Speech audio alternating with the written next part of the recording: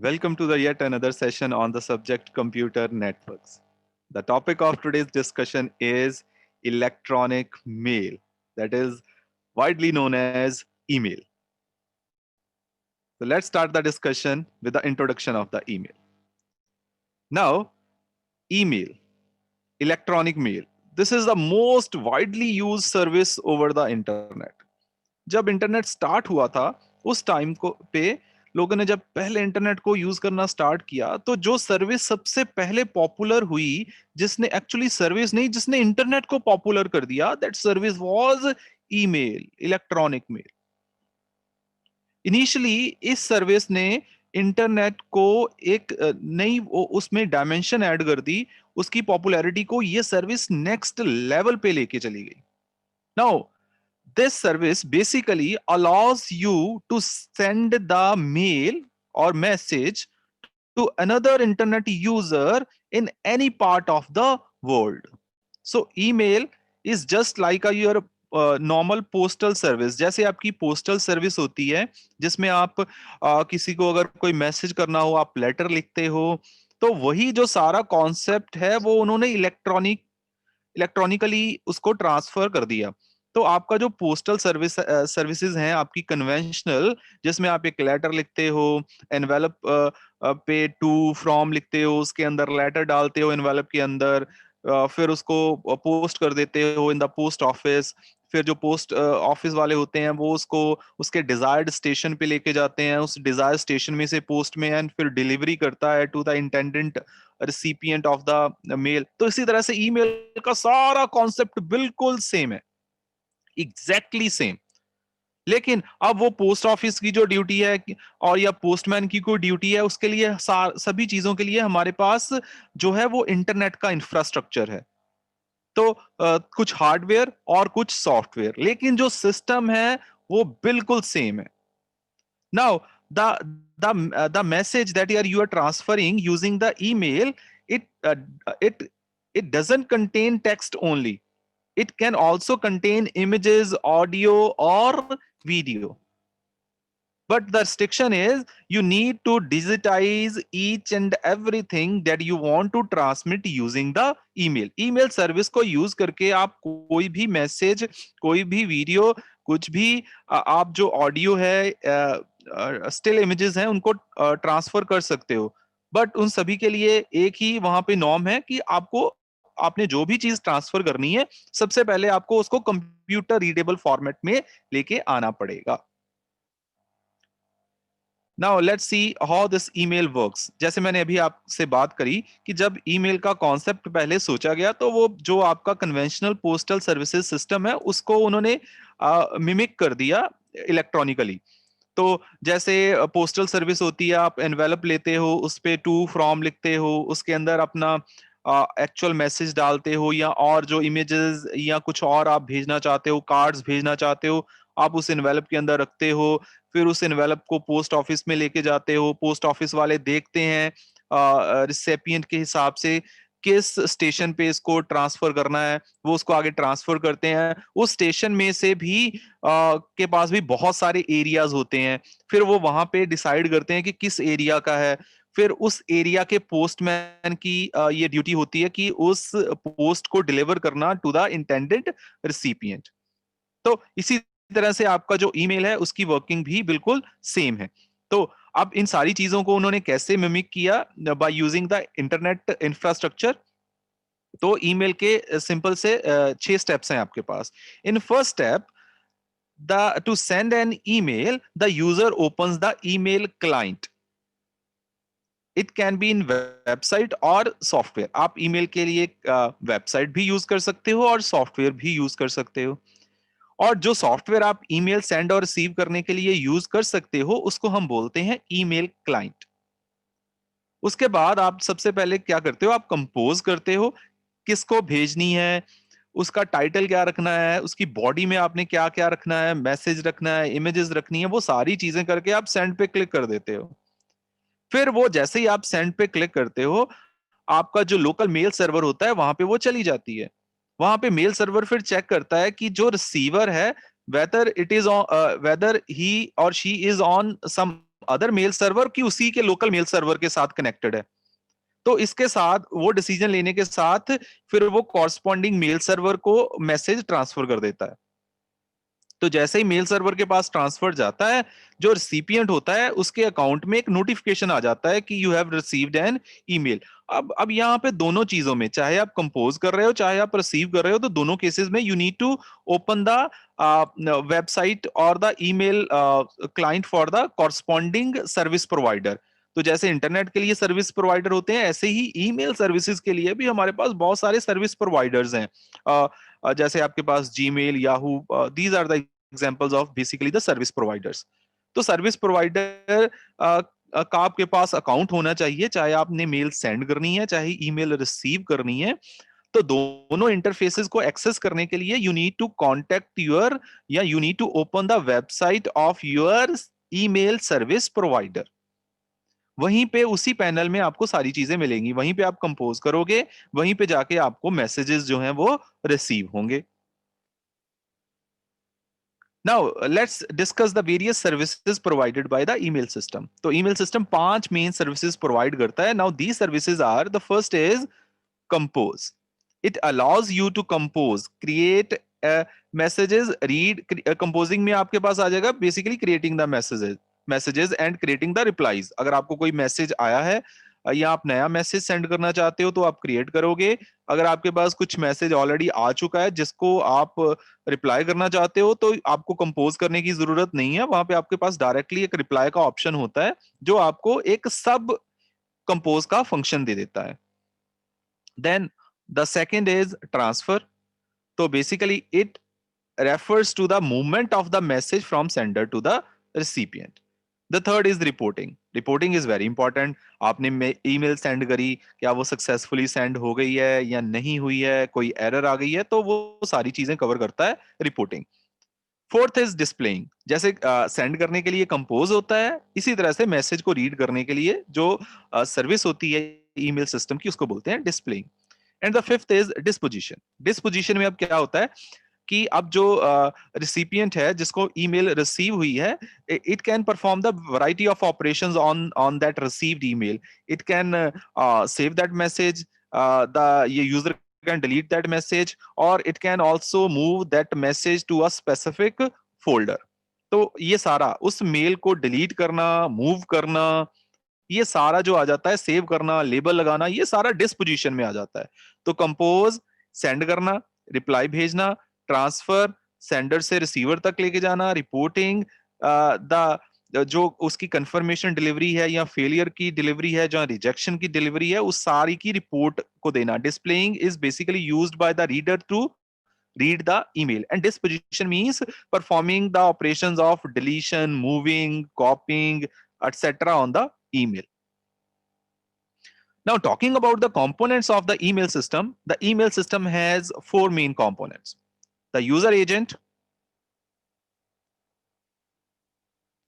the message transfer agent, mailbox, and spool file. Now this concept can be made clear from this diagram। ये चारों components को हम इस diagram से easily we can understand। तो सबसे पहले है जी आपके पास user agent। तो user agent basically provides you the interface। It provides the interface to the user to compose the email, to read the email, उसकी formatting का, उसमें आपने कुछ जो अटैचमेंट्स हैं वो करनी है, कुछ फाइल्स उसके साथ भेजनी है या इनलाइन इमेजेस करनी है, वो सारा जो टाइपिंग के लिए एडिटर का ऑप्शन होगा वो सारा आपको देगा यूजर एजेंट, चाहे वो कंपोज करने के लिए हो चाहे वो रीड करने के लिए हो। उसके बाद इंपॉर्टेंट चीज आ जाती है स्पूल फाइल। तो अब ये स्पूल फाइल क्या करती है, बेसिकली यूजर एजेंट से ये फाइल जो स्पूल है ये एक मेमोरी की तरह एक्ट करती है। यूजर से उसका सारा जो कंटेंट है वो उसको रिसीव करती है और ट्रांसफर कर देती है मेल बॉक्स में। या हम उसको कहें कि जो आपका सर्विस प्रोवाइडर होता है। अब सर्विस प्रोवाइडर जैसे Gmail, now let's assume that this is your service provider. तो यूजर एजेंट ने आपको इंटरफेस प्रोवाइड किया, स्पूल में वो स्टोर हुआ, अब स्पूल से चला गया वो आपके सर्विस प्रोवाइडर के पास। अब सर्विस प्रोवाइडर के पास एक डेटाबेस होगा, उसके पास अपनी हार्ड ड्राइव होगी जिसमें वो आपकी सारी मेल्स को स्टोर करके रखेगा। And the third important thing is message transfer agent. अब जो मैसेज यूजर से सेंडर से डेस्टिनेशन तक की रिस्पॉन्सिबिलिटी है डिलीवर करने की, वो एमटीए की है। अब जिसने सेंड करना है उसके पास चाहिए एमटीए क्लाइंट, और जिसने रिसीव करना है उसके चाहे पास चाहिए एमटीए सर्वर। जैसे फॉर एग्जांपल, अगर यहाँ पे ये मेल सेंड कर रहा है तो ये यूज कर रहा है क्लाइंट एमटीए को। और अगर ये जो आपका सर्विस प्रोवाइडर है वो इंटरनेट से मेल को रिसीव कर रहा है तो उसको चाहिए रिसीव करने के लिए कौन सा चाहिए, एमटीए सर्वर। तो एमटीए क्लाइंट मेल को सेंड करने के लिए और एमटीए सर्वर मेल को रिसीव करने के लिए। तो सेंड करने के लिए जो प्रोटोकॉल यूज होता है उसको हम बोलते हैं एसएमटीपी। अभी आगे इसको देखेंगे कि ये एसएमटीपी क्या चीज होती है, सिंपल मेल ट्रांसफर प्रोटोकॉल। तो और आपका जो चौथा मेन कॉन्सेप्ट है दैट इज मेल बॉक्सेस। तो mail boxes are basically the area for the received emails. जैसे स्पूल फाइल को उसने यूज किया टू सेंड द ईमेल, इसी तरह से मेल बॉक्सेस को वो यूज करेगा user agent to receive the email. तो इट मींस अगर यूजर कोई भी मेल सेंड कर रहा है तो वो स्पूल में जाएगी, और उस यूजर को जो ईमेल आ रही है वो कहां पे जाएगी, मेल बॉक्स में। तो सबसे पहले यूजर लॉग इन करेगा, अगर उसने कंपोज करनी है वो स्पूल को यूज करेगा, अगर उसने मैसेज को रिट्रीव करना है, रीड करना है, तो वो यूज करेगा मेल बॉक्सेस को।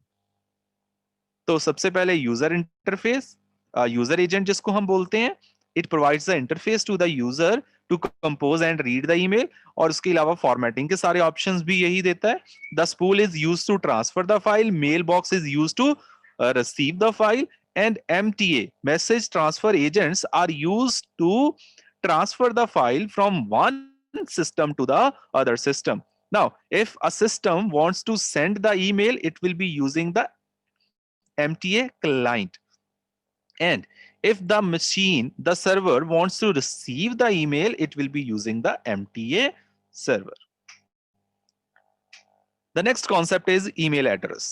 तो ईमेल एड्रेस के जो तीन मेन कंपोनेंट्स होते हैं, the first one is unique user name, then the @ sign, and the third is domain name.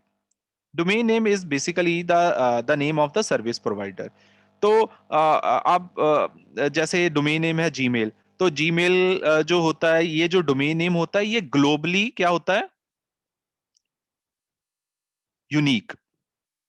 कोई भी दो ईमेल सर्विस प्रोवाइडर के डोमेन नेम सेम नहीं हो सकते। और जो यूजर नेम होता है वो यूनिक होता है एट डोमेन नेम। तो मींस हर यूजर नेम यूनिक होगा कहां पे, डोमेन नेम पे, और हर डोमेन नेम यूनिक होगा ग्लोबली। तो ग्लोबली किन्हीं दो डोमेन जो डोमेन नेम है वो सेम नहीं हो सकते, और जो यूजर नेम है सेम डोमेन में दो यूजर नेम सेम नहीं हो सकते। So this is basically the address that is used to identify a user on the email system. email system पे किसी यूजर को आइडेंटिफाई करने के लिए जो हम एड्रेस यूज करते हैं उसको हम बोलते हैं ईमेल एड्रेस।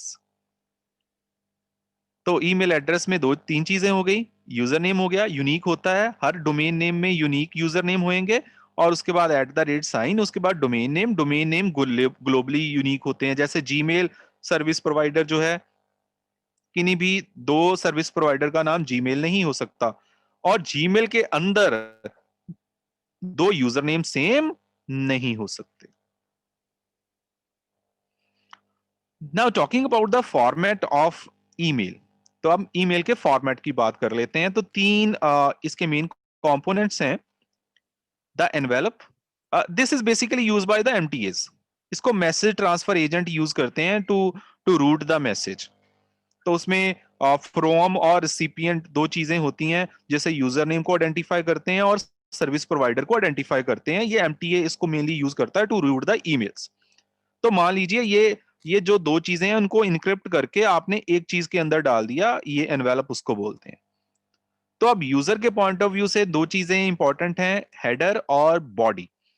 तो हेडर में आपके पास आ जाएगा from the sender to the recipient, उसके बाद कुछ डेटा और सब्जेक्ट। तो अब हेडर में कौन कौन सी चीजें हो सकती हैं ये नीचे टेबल में दे रखा है। टू, जिसको हमने ईमेल भेजनी है। CC, carbon copy, CC stands for carbon copy, जो आपके सेकेंडरी रिसिपिएंट्स होंगे। जैसे आपने टू करना है हेड एचओडी, आपका जो हेड ऑफ द डिपार्टमेंट है उसको आपने टू में रखा क्योंकि वो मेन रिसिपिएंट्स हैं, और जो आपका सब्जेक्ट टीचर है उसको आपने कहां पे रखा, सीसी में, क्योंकि वो सेकेंडरी है। तो जो मेन आपका रिसिपिएंट होता है वो हमेशा टू में जाता है, और जो आपके सेकेंडरी रिसिपिएंट्स होते हैं वो जाते हैं सीसी में। और तीसरा आपके पास होता है ब्लाइंड कार्बन कॉपी।